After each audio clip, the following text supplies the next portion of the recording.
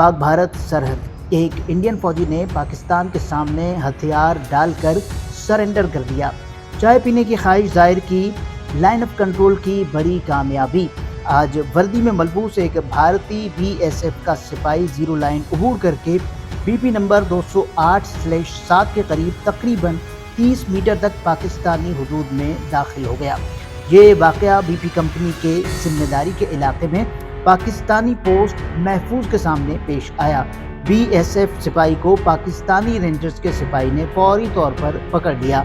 तलाशी लेने पर मंदरजा झीन अशिया को जब्त किया गया। एक G2 राइफल, 60 राउंड्स के साथ 3 मैगजीन, एक पानी की बोतल, 2 मच्छर भगाने वाले अगरबत्ती, एक टार्च, एक वॉकी टॉकी सेट, एक लाइटर और एक कपड़े का बैग।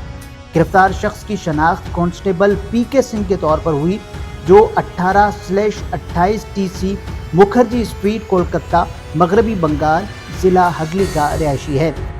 इसने 17 साल तक भारतीय फोर्सेस में खिदमत अंजाम दी, जबकि इसने दावा किया कि वो 24 BSF बटालियन से है।